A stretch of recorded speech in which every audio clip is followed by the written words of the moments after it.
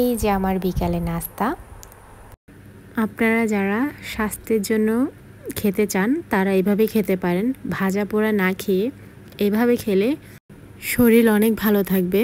আমি কিছু চনা সিদ্ধ করে নিয়েছি, কিছু শসা কেটে নিয়েছি, পরিমাণ মতো শসা দিয়ে দিবেন, তারপর কাঁচামরিচ।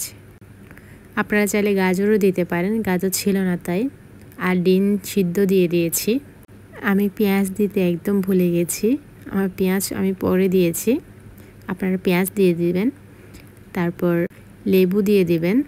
লেবু ছাড়া কিন্তু এটা খেতে একদম ভালো লাগবে না। আপনারা পরিমাণ মতো লেবু দিয়ে দিবেন, তারপর পরিমাণ মতো লবণ।